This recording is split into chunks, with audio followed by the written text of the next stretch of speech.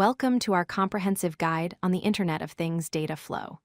Today, we are going to trace the fascinating journey of a single piece of data, starting from the moment it is captured by a sensor in the physical world, all the way until it becomes a valuable insight on your screen. Understanding this flow is critical for building any IoT system. Before we dive into the details, let's look at the big picture. The IoT data journey consists of four main stages. First, collection, where we gather raw data. Second, transmission, where we move that data across networks. Third, processing, where computers analyze and store the information. And finally, insight, where the data becomes useful to humans or automated systems. It all starts here, with sensors. Think of these as the nervous system of the IoT. Sensors detect changes in the physical environment, like temperature, light, motion, or location, and convert those physical changes into electrical signals. This process creates the raw data that feeds the entire system. Often, sending every single piece of data to the cloud is inefficient or too slow. This is where edge computing comes in. An edge device, like a local gateway, processes data right near the source. It can filter out noise, like ignoring temperature readings that haven't changed, and only send the important updates, saving bandwidth and improving speed. Now the data needs to travel. Depending on the distance and power requirements, we use different protocols. For short ranges, we might use Bluetooth or Wi-Fi. For long distances with battery-powered devices, we use technologies like LoRaWAN. The data is packaged into standard formats like MQTT, which is a lightweight language designed specifically for IoT.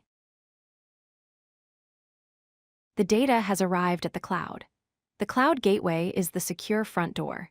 It handles millions of simultaneous connections from devices all over the world. Its job is to verify that the device is allowed to talk to the system, that's authentication, and then safely route the incoming messages to the right place for processing.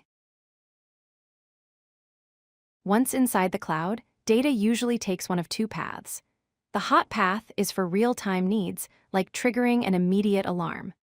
The cold path sends data to long-term storage, often called a data lake, where it sits until we need it for historical analysis or future machine learning projects. Data sitting in a database isn't useful until we analyze it. Analytics is where we turn numbers into information. We use descriptive analytics to see what happened in the past, diagnostic analytics to understand why it happened, and predictive analytics, often using artificial intelligence, to guess what might happen next, such as predicting when a machine will break. Finally, the data creates value. This happens through visualization, like dashboards and charts that human operators can read, or through automated action. For example, if a temperature sensor reads too hot, the system might automatically turn on a cooling fan without any human intervention. Throughout this entire journey, security is paramount. We can't just bolt it on at the end. We need security at the device level with encryption keys, at the transport level with secure channels like TLS, and at the cloud level with strict access controls. A breach at any point in the flow compromises the whole system. Let's see this in the real world with a smart farm. A moisture sensor in a field detects the soil is dry. That's collection. It sends a signal via a long-range antenna to the farmhouse gateway. That's transmission. The cloud receives it, checks the weather forecast, and decides the crops need water. That's processing.